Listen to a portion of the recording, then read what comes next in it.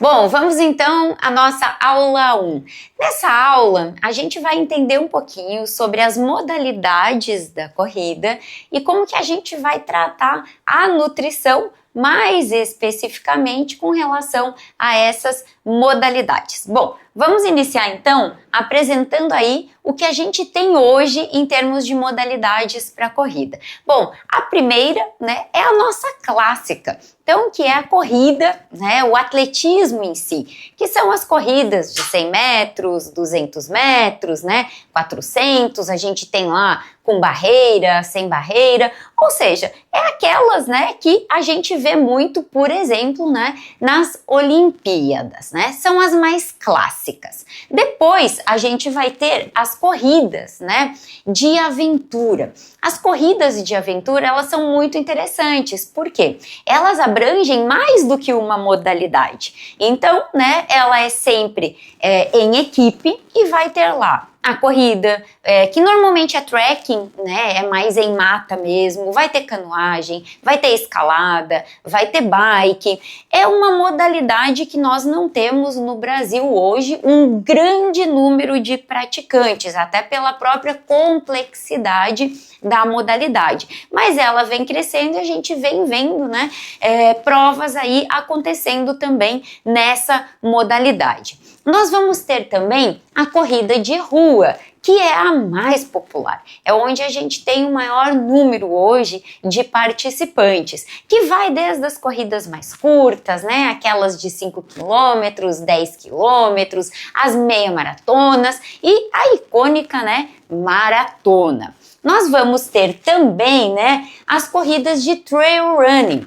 As corridas de trail, como o nome já diz, são aquelas que acontecem em ambiente off-road, ou seja, existe inclusive uma necessidade de você ter de 80% a 90% da corrida acontecendo off-road para ela ser classificada então como corrida de trail running. E aí nós vamos ter as mais diversas distâncias, desde as mais curtas até as ultramaratonas, com essa característica de sempre ter aí um elemento muito interessante junto, que são as subidas e as descidas e os terrenos mais técnicos ou terrenos menos técnicos, Acompanhando aqui, nós vamos ter aquelas corridas em circuito, que são, onde hoje a gente tem as provas homologadas para buscar índice, Então, quem está buscando índice lá para a seleção brasileira de 100 quilômetros, seleção brasileira de 24 horas, então nessas provas vai conseguir, fazer e buscar o seu índice, porque elas são homologadas. Elas têm uma característica interessante, elas acontecem em piso asfáltico ou mesmo em pistas de corrida. As pistas de 400 metros, sim, acontece prova de 100 quilômetros e de 24 horas em pistas de 400 metros também. Continuando, nós vamos ter as corridas mais em estradão, que a gente acaba não caracterizando como trail running, aquelas que são 100% estradão. Sim, elas são off-road, mas elas não têm trilha no seu percurso, ou seja, elas são provas mais corríveis, onde o atleta consegue empregar aí uma velocidade maior por não ter terreno técnico. E elas também vão desde distâncias mais curtas até as ultramaratonas. E aí, quando a gente fala em ultramaratona, a gente está falando do céu é o limite, Aí tá valendo qualquer distância que o organizador da prova decidiu lá colocar. Tudo que passar de 42 quilômetros, 195 metros, vai ser uma ultramaratona. Mas essas provas também trazem a característica de ter bastante subidas e descidas lá no seu percurso, E por último, as corridas backyard, Que é isso, Fran? Bom, elas não surgiram no Brasil. Essas corridas, elas surgiram fora do Brasil e ela significa que você vai estar correndo como se fosse, por isso o nome backyard vem do inglês de quintal, você vai estar correndo num quintal, vai ficar dando voltas, dentro desse quintal, desse local escolhido pelo organizador.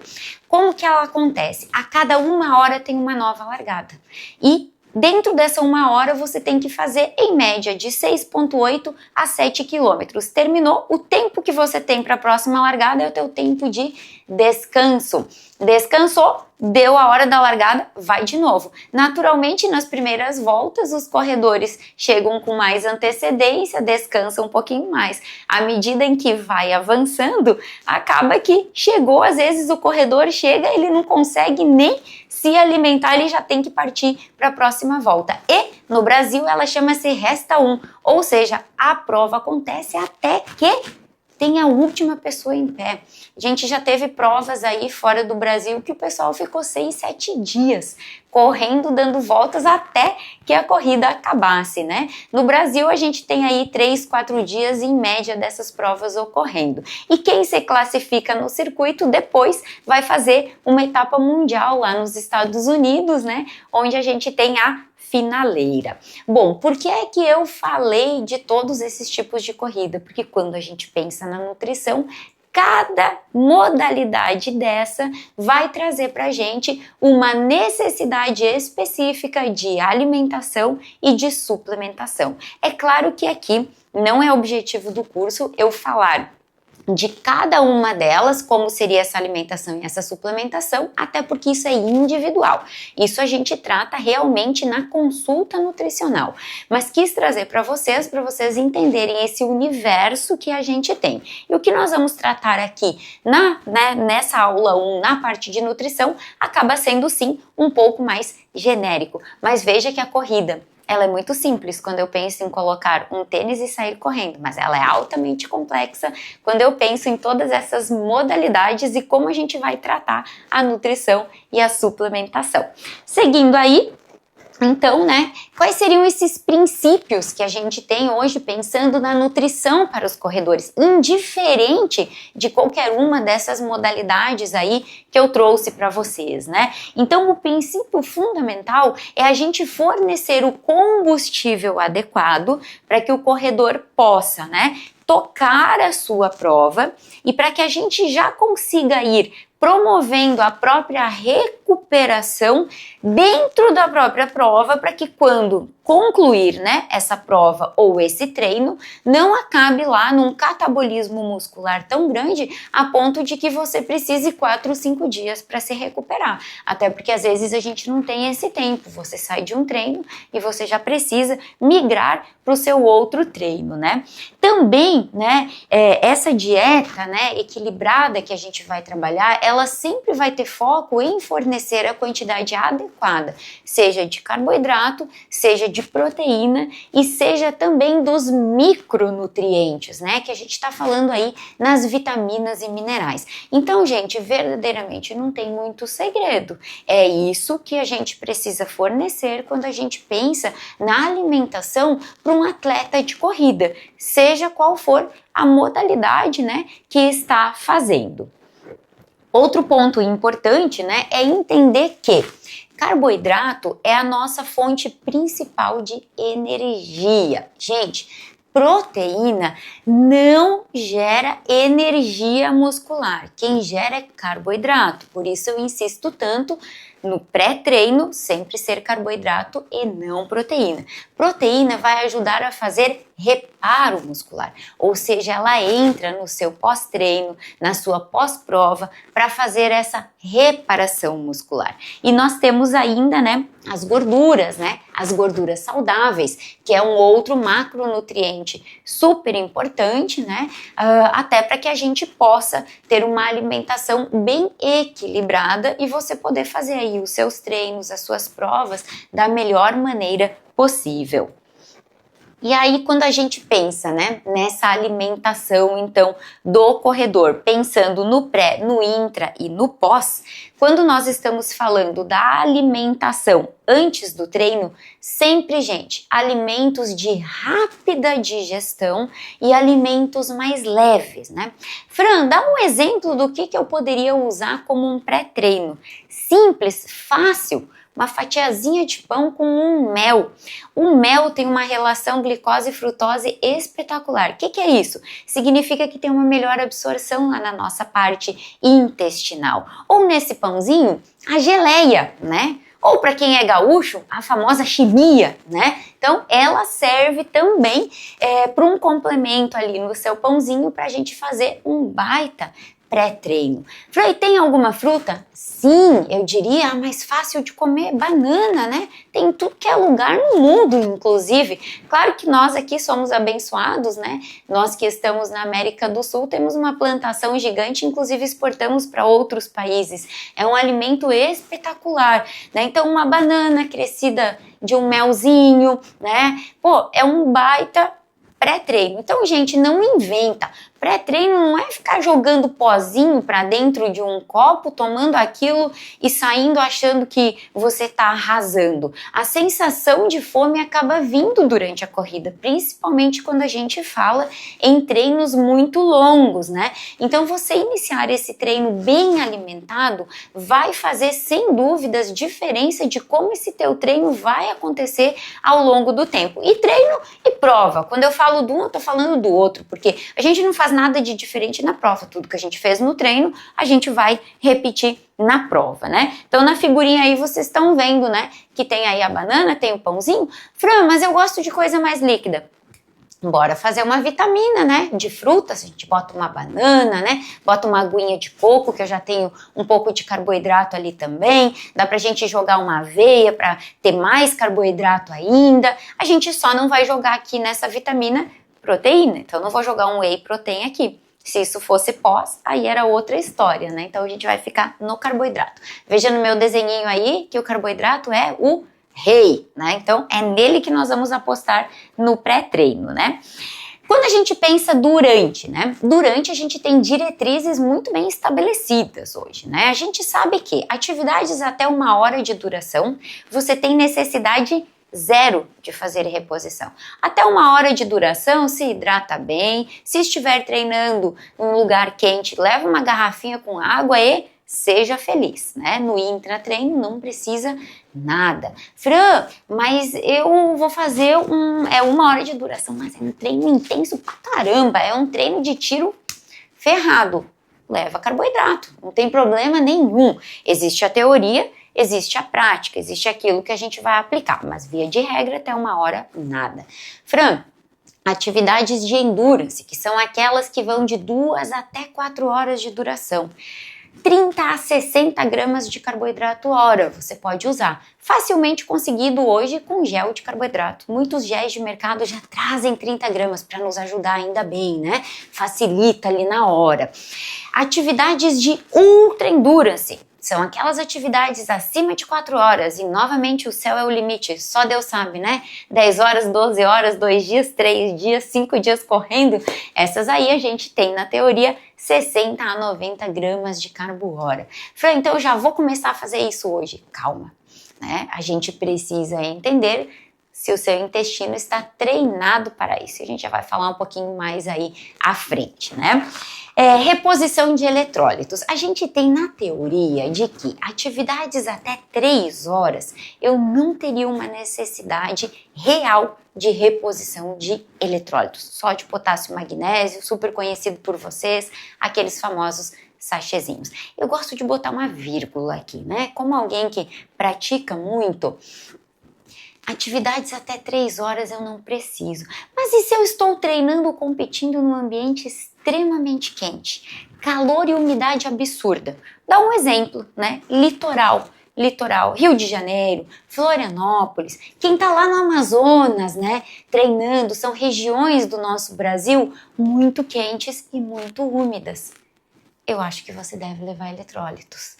Acho não, tenho certeza. Fran, você está indo contra a teoria? Sim, estou indo contra a teoria. Mas a prática nos mostra que nesses ambientes a perda de sudorese, o suor que você vai perder é muito grande. Então fazer essa reposição é inteligente para que a gente já possa inclusive acelerar a sua recuperação. Quanto que eu vou usar, Fran? Isso eu vou te dizer na consulta, porque aí eu preciso calcular a sua taxa de sudorese para te dizer quanto você vai precisar, principalmente de sódio, que é o elemento que nós mais perdemos. Potássio e magnésio são perdidos em muito menor escala, tá? Então, intratreino é o que temos. Falando agora, né? Aqui eu vou deixar essa figura para você sobre a reposição de carboidrato, tá? Que eu falei, deixar para que vocês olhem com calma, mas é exatamente o que eu comentei sobre até 1 hora, atividades de endurance e atividades de ultra endurance. E aqui tá, olha o nosso intestino que bonitinho na esteira correndo, porque ele também precisa treinar, né? A gente vai lá e treina o nosso músculo, né? A gente corre, a gente vai pra academia, mas e o nosso intestino?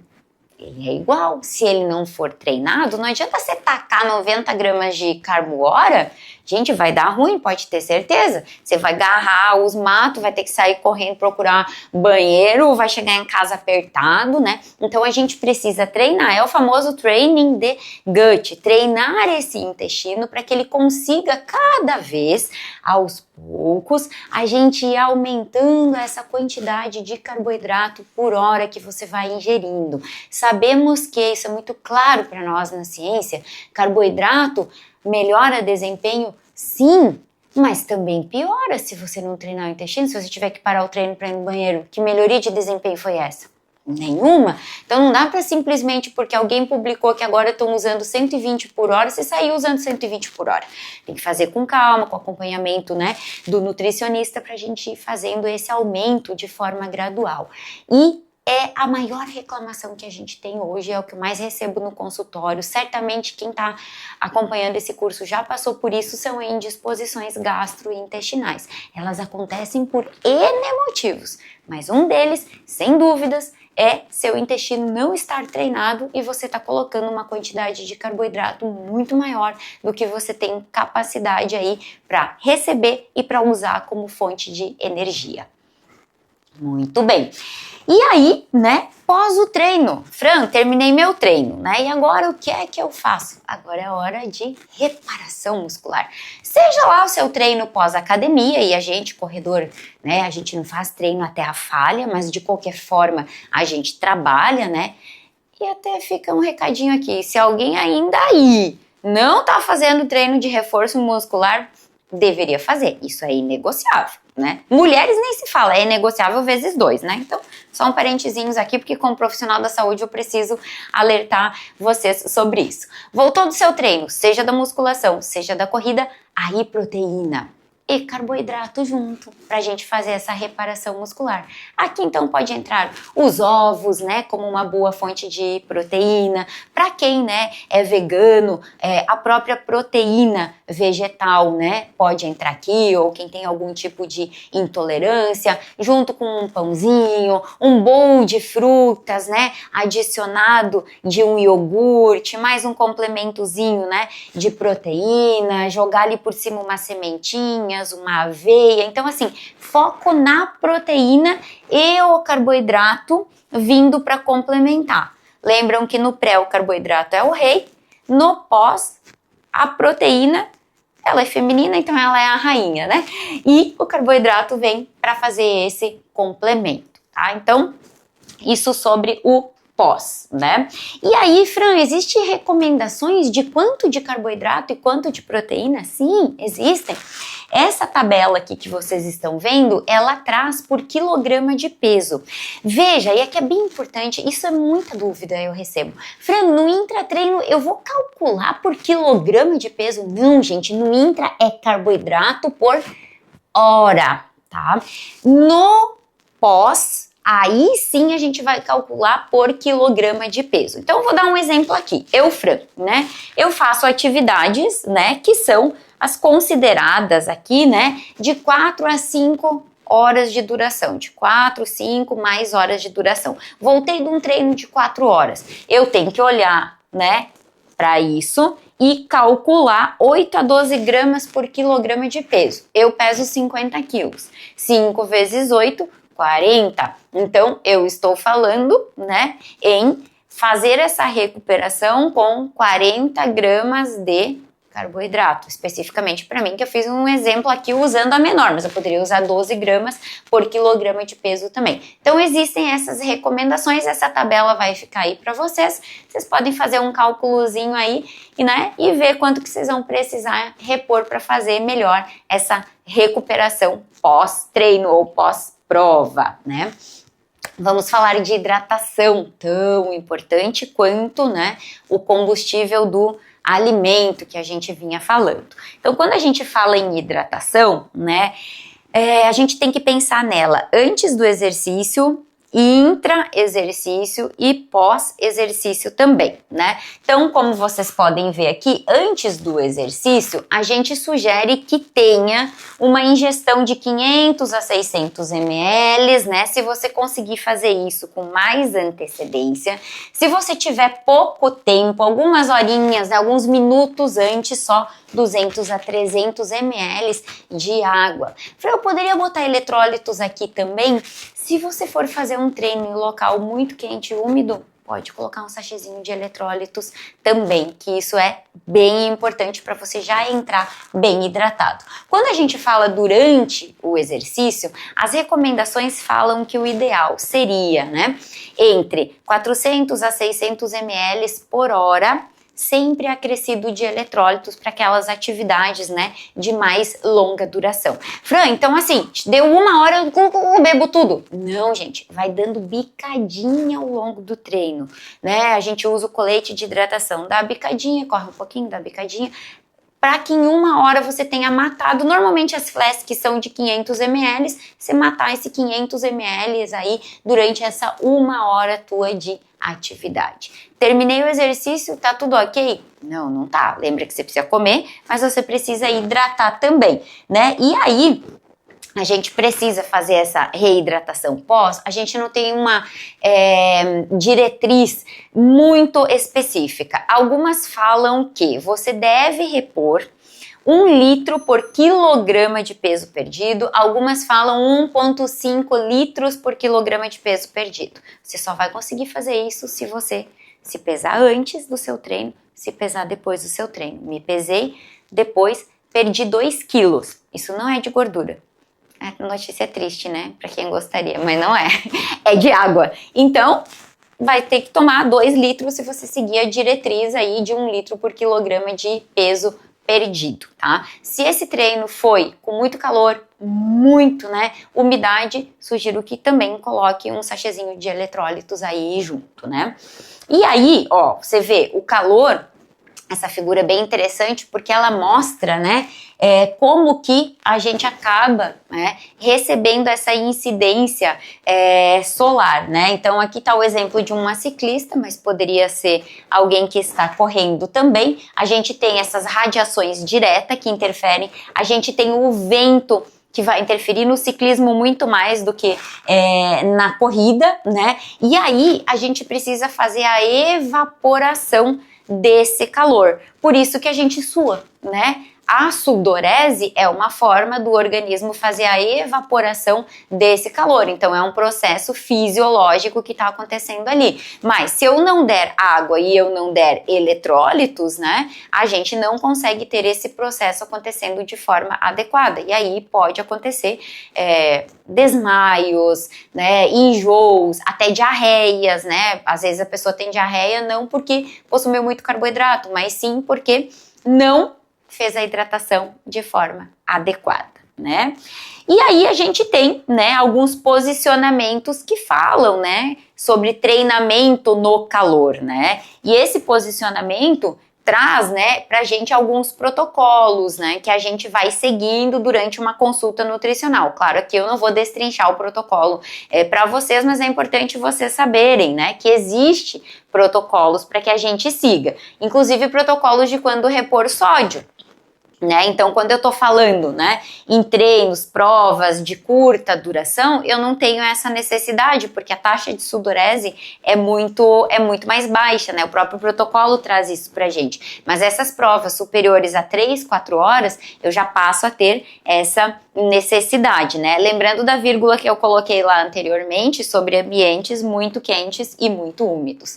Gente, isso aqui é uma tabelinha básica, avaliar a cor do seu xixi. Ela diz muito sobre a sua hidratação, tá? Então, né, nessa nossa escala aqui, né, que é a escala de Armstrong, ela traz as cores e diz se você está bem hidratado, se você não está bem hidratado, né? Inclusive para atividades de longa duração, eu sugiro que você faça xixi em cima de um lencinho e avalie como está a cor.